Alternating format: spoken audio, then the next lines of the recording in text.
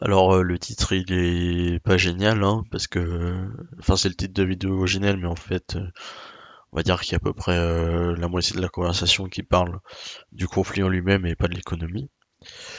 Et donc du coup dans cette vidéo je vais traiter sur le conflit en lui-même justement et pas sur l'économie où là pour le coup vous pouvez aller voir la vidéo entière. Tout ce qui est dit c'est pas forcément faux, c'est pas forcément des bêtises hein. Mais en tout cas j'ai pas vérifié donc voilà. Et aussi, je suis pas allé jusqu'au moment où il y a des personnes qui appellent le Jacques Beau, tout simplement parce que je vais être honnête, j'en avais marre. Donc, je me suis arrêté à ce que cette personne disait en interview. 24 février 2022, lancement de l'invasion de la Russie en Ukraine. Alors, qu'on a appelé Russian-Ukraine War, qu'on a appelé opération d'un côté, agression de l'autre, etc. On va pas entrer là-dedans. Ah bah allez hop, ça commence direct. On reconnaît même pas ça comme une agression. Vous savez, nous on essaie de recevoir ici des gens qui connaissent leur sujet, qui ne sont pas dans le commentaire permanent et le bavassage sur une image où on reste 3/4 d'heure, on ne sait pas quoi dire, mais on reste 3/4 d'heure dessus. Non, c'est vrai, on préfère tout enchaîner avec aucune image à l'écran ou quoi que ce soit comme source, comme ça, hop. Jacques Beau a été renseigné, et il est membre, ou il a été du renseignement stratégique suisse, spécialiste des pays de l'Est, et surtout vous avez suivi la crise ukrainienne depuis 2014, puisque vous étiez à des programmes d'assistance à l'Ukraine, Jacques Beau. Ah oui, oui, il connaît très très bien son sujet parce que il innocente même la Russie des assassinats de Sergueï Skripal par exemple ou d'Alexei Navalny. Et puis bon, il est quand même passé plusieurs fois sur Arte France, euh, bah, sans doute parce qu'il connaît très très bien le sujet de la Russie quoi. Monsieur Prorus. Ce ne sera pas objectif, ok? Or, ces milices avancent ou se battent dans leur région. C'est leur région.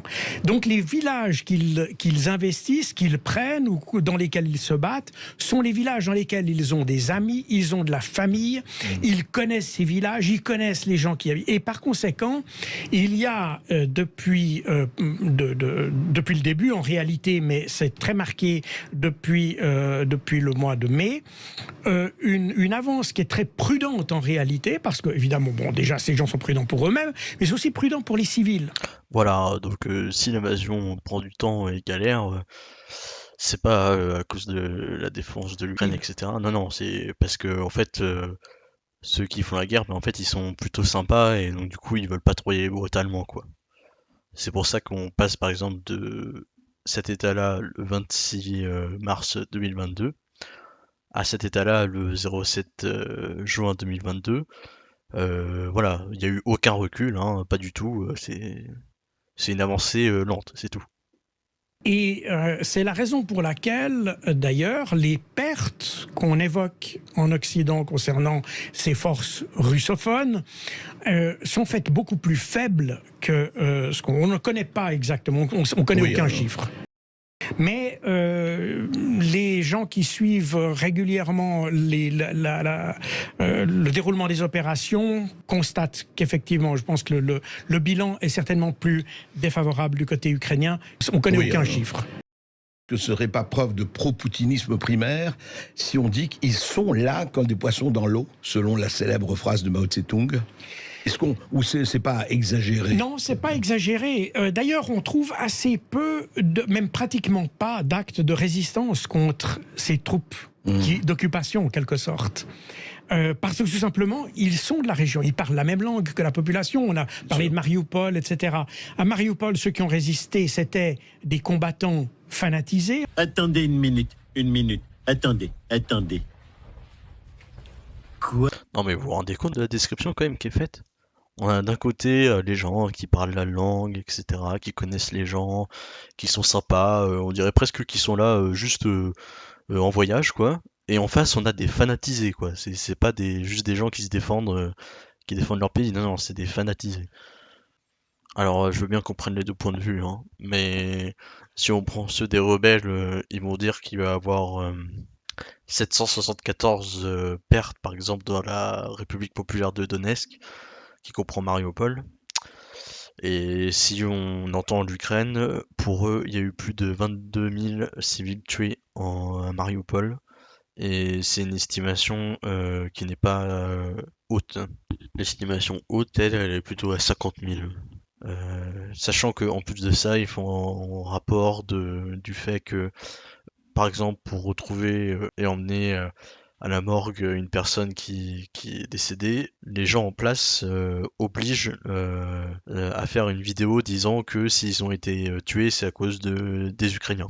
Voilà, et puis aussi, a priori, ils n'ont pas le droit de sortir de Mariupol, les civils, donc niveau sympathie envers les civils, on n'est pas ouf ouf.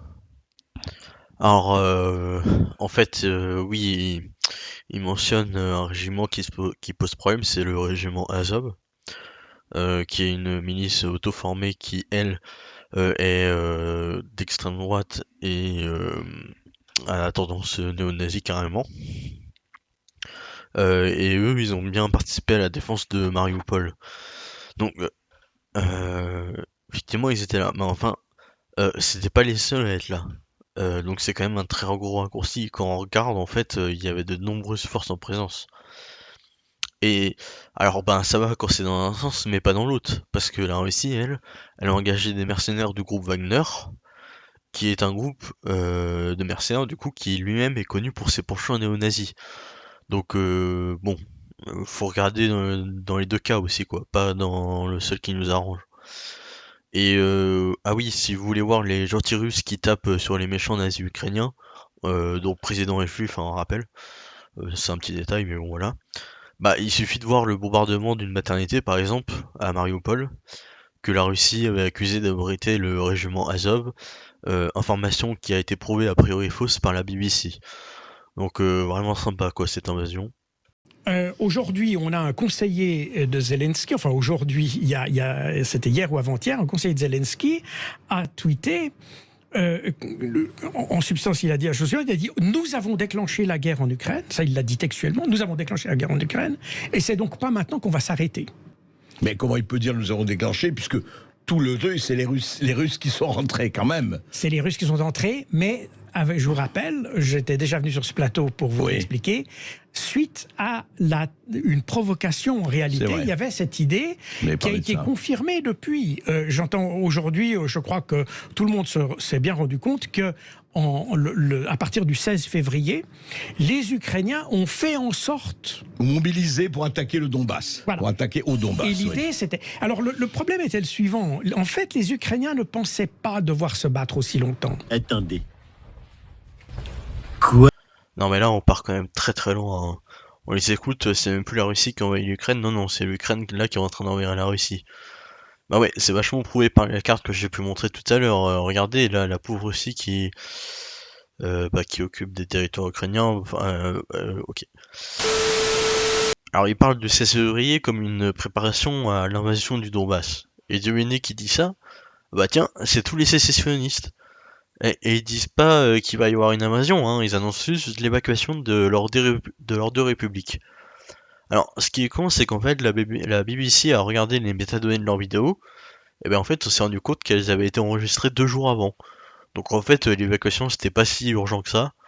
Enfin bref, ça a probablement été fabriqué de toutes pièces. Et même si on prend pas ça en compte, on peut regarder les troupes sur la frontière, et oh bah tiens, la Russie avait quelques hommes, on dirait. Environ 100 000. Combien? Ils pensaient, parce que c'est ça qu'on leur avait présenté, je pense que là, Zelensky a été trompé par les Occidentaux, mais surtout par les Américains, qui lui ont promis que les sanctions, et le phénomène est décrit par ailleurs, donc c'est pas moi qui l'invente, la masse de sanctions qui devait s'abattre sur la Russie devait conduire à son effondrement presque immédiat. C'est d'ailleurs ce qu'avait dit Bruno Le Maire sur Europe 1. C'est l'idée. Et donc, les Ukrainiens, on leur a dit, voilà, vous provoquez la Russie vous attaque, ce qui nous donne les raisons pour asséner un déluge de sanctions sur le pays. Vont les mettre... Et puis qui vont les mettre à plat. évidemment. Et puis l'Ukraine, elle a dit let's go les gars, on va prendre pour vous, hein, y a pas de souci. On risque rien du tout en plus, hein, juste une invasion. Et puis, bon, elle est cool cette théorie, hein. Mais pourquoi ils l'ont pas fait avant? Genre au moment de la Crimée par exemple. Ou alors c'est que l'idée leur est venue plus tard. Et pourquoi est-ce qu'ils auraient besoin d'un prétexte pour importer moins de gaz par exemple? On aurait très bien pu décider de le faire avant, en n'ayant aucune justification à donner, ou en justifiant que l'État est dictatorial et donc c'est pour ça. Et puis, leur plan il marche quand même vachement bien, hein. Il était super bien préparé. Bon, lui il dit pas depuis combien de temps c'est en préparation, le monsieur, mais imaginons c'est depuis l'invasion de la Crimée du coup. Ça veut dire qu'on a genre préparé ce plan depuis 8 ans. Et bah là on voit, putain ça marche à fond, hein. Les pauvres gars qui ont préparé le plan, j'espère ils sont plus conseillés, hein, parce que 8 ans, tout ça pour que l'Ukraine se fasse envahir, pas terrible le résultat. Avant je blaguais quand je disais qu'on allait dire que l'Ukraine allait envahir la Russie, mais là, le mec est quand même en train de le dire quoi. À la base je pensais que c'était une blague. Et la victoire, on vrai dire, on n'a pas cherché la victoire de l'Ukraine, mais la défaite de la Russie. Et le changement de régime, Poutine renversé, Et le changement de etc. Poutine, exactement. C'est exactement, c'est ça le but. Mais sous Obama, il était responsable des sanctions. Et il a décrit le mécanisme, il a dit le but des sanctions, c'est en fait de créer une insatisfaction dans la population, de façon à la pousser à se révolter contre ses dirigeants.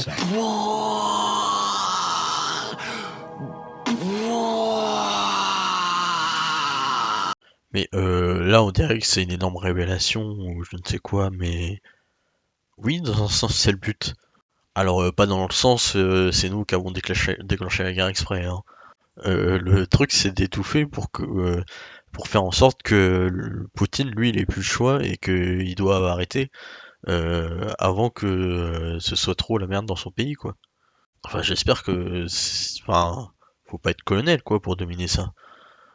Mais aujourd'hui, ce qui est intéressant, c'est qu'on constate trois choses, des craquements quand même. Et quand je dis des craquements, dans cette Europe, que vous vous rappelez, il y a encore 3 mois, on disait ce qui est formidable dans cette histoire, c'est que l'Europe est enfin unie face à ce salaud de Poutine et ces salauds de Russes. Enfin, l'Europe, et alors, le tableau, c'est quoi en ce moment? C'est paysage après le désastre, c'est quoi? Alors ça c'est génial, la question elle est pas du tout orientée déjà. Ces sanctions, elles auraient sans doute été efficaces en 2014, mais en 2022, à la fin de la crise de la Covid, où déjà, compte tenu des équilibres, enfin d'offres, demande du pétrole, etc., enfin, je ne vais pas entrer dans tous les détails, le prix du pétrole était déjà très très haut, enfin, et des produits gaziers et de l'énergie étaient très hauts. Et quand les sanctions sont arrivées, eh bien en fait, elles n'ont fait que raréfier un produit dont l'offre était déjà surabondante. C'est-à-dire, le pétrole est très très fort, on dit « Ah mais on veut plus de ce pétrole ». Voilà. Et donc on a augmenté l'écart entre l'offre et la demande, et ça a joué en faveur des Russes. Bah merde alors, on est vraiment con, hein. 8 ans de conseils pour arriver à ça. Franchement, putain, bien joué la préparation les gars. Le rouble d'ailleurs est très haut. Le rouble est très fort, d'ailleurs c'est le problème des autres. Ça effectivement c'est vrai, le rouble est assez fort par rapport à ce qu'il était avant la crise, mais il s'est quand même effondré au début de la crise et il est remonté après. C'est le mouvement exactement inverse en Russie, où on essaye d'abaisser les taux parce que le rouble est trop fort et on essaye de l'affaiblir. Et je dis aux auditeurs de Sud Radio, si vous voulez acheter des appartements, allez en Russie. Les taux vont devenir à moins que 0, comme chez nous, autant heureux. Ah bah oui, allez donc vivre sous une dictature et vous aurez plus de liberté d'expression. Ah. L'économie, elle, a extrêmement bien réagi. Les Russes s'étaient préparés. Et là aussi, c'est là que la mauvaise information qu'on a en Occident nous a finalement piégés nous-mêmes. Et ce sont nos dirigeants. Quelquefois, on se demande s'ils ont le quotient intellectuel d'un carton de chaussures, parce qu'ils n'ont pas réfléchi aux conditions dans lesquelles ils ont pris leur décision. Ah bah c'est ce que je disais, hein. Les mecs ils préparent ça depuis des années, et en fait, bah ils se foirent. Ou alors peut-être qu'en fait ils préparaient pas ça du tout et qu'ils ont dû réagir en urgence. Il y a peut-être une piste à explorer. Et la popularité de Poutine a augmenté. Elle était de 69%, ce qui est déjà considérable, Déjà pas mal. qui est déjà pas mal. Aujourd'hui, elle est de 83%. Et ça, ce sont des chiffres, de nouveau, dans mon livre, et tous les chiffres que j'utilise et toutes mes sources sont des sources de l'opposition russe. Donc les chiffres-là viennent du centre Levada, qui est un centre considéré comme agent étranger par les autorités russes. Donc c'est D'accord. certainement pas Des gouvernemental. pro-poutiniens. Et oui. puis, ce sont des sources américaines et des sources d'opposition russe ou des sources ukrainiennes. Alors oui, c'est vrai, c'est bien le centre Levada qui l'a dit. J'ai pas trouvé d'informations comme quoi ils étaient considérés comme organisme à la solde de l'étranger, mais bon, peut-être. Effectivement, le chiffre est bien très élevé. Après, on peut essayer un peu de le relativiser avec un article de France Info qui déjà explique que, mais bon, ça tout le monde le sait, la population russe est des gavets de propagande, hein. Les quelques journaux encore indépendants, ils ont fermé suite à la guerre parce qu'ils considéraient qu'ils ne pouvaient même plus travailler. Donc Sud Radio qui conteste les discours officiels, là-bas ça passerait pas trop. Mais bref. Le mot guerre, il est toujours interdit d'ailleurs. Et puis il y a aussi un autre truc à prendre en compte, c'est la peur d'être arrêté pour les personnes si on donne un désaccord avec le gouvernement. Et ça ne doit pas être négligé non plus. On a effectivement conditionné l'opinion, Poutine, Hitler, Poutine méchant, Poutine... Oui, Zelensky, Churchill. Et voilà, exactement. Donc, du coup, on est dans une situation où aujourd'hui, vouloir même se prononcer négativement par rapport à l'Ukraine, c'est déjà être poutiniste, poutinolâtre, et j'en passe et des meilleurs. Ah non, pas forcément, hein. On peut critiquer l'Ukraine sur des choses. Voilà, tout à l'heure, le régiment d'Azov, qui est un régiment néo-nazi, etc. Ben, effectivement, c'est pas génial, quoi. Mais enfin, il y a une différence entre critiquer un peu l'Ukraine et dire que l'Ukraine a créé l'invasion avec ses alliés états-uniens ou je ne sais quoi. Parce que là, du coup, on est en train de totalement justifier l'agression de Poutine. Enfin, c'est pas une agression, du coup, a priori, c'est une réponse. Hein. Donc, voilà, effectivement, c'est... Alors, Poutine Hitler, non, mais Poutine méchant, alors moi, je dirais que plutôt oui, quand même, hein, parce que c'est quand même lui, l'envahisseur, hein, je rappelle. Enfin, si on écoute tout ce qui est en train d'être dit, non, non, en fait, c'est le mec qui s'est fait provoquer, bon, bah, il a été obligé de répliquer, quoi, c'est dommage, c'est triste pour lui, et puis en plus, bon, voilà, tous ses alliés séparatistes, c'est des gens ultra sympas, qui veulent que le bien du peuple ukrainien, enfin voilà, quoi. Mais quand on regarde aux États-Unis, et c'est pour ça que je disais que j'ai des sources américaines, surtout Oui. dans mon livre, si vous le lisez, vous avez beaucoup de sources, Oui, c'est tout beaucoup à le fait. Washington Post, le New York Times, etc. Et la raison est la suivante, c'est que même ces journaux qui sont très anti-russes restent quand même, on trouve quand même des informations qui de temps en temps nous montrent un autre aspect des Il ne faut choses. pas oublier qu'ils étaient journalistes, Voilà, complètement. exactement. Ironic. Alors qu'en Europe et en France, en Suisse et en Belgique, alors là, on est dans on est dans la propagande d'État totale. Alors, pas si total que ça, parce que déjà, vous pouvez vous exprimer là. Personne vous coupe votre liberté d'expression, pas comme en Russie. Vous pouvez donner un discours contraire au discours officiel, pas comme en Russie. Les journaux privés tels que vous ne sont pas censurés pour n'avoir qu'un seul discours, pas comme en Russie. Et la propagande, si vous voulez l'appeler comme ça, eh ben en fait, c'est pas que le domaine public qui l'a fait, c'est les nombreux journaux indépendants en France aussi. Et les journaux indépendants, bah, ça n'existe pas en Russie. Les militaires américains, et je crois que je l'avais déjà dit sur ce plateau, déjà il y a quelques mois, avaient commencé à indiquer qu'il fallait mettre un bémol sur le déroulement des opérations, parce que les militaires, eux, sont pas des politiques, Bien sûr. et eux, ils sont vus que ce qu'on fait en prolongeant le conflit, et ça c'est une décision politique, très européenne, mais pas seulement. Bah alors effectivement, pas seulement, parce que bah, je pense que le principal intéressé, c'est quand même déjà le pays qui est en train de se faire envahir, hein.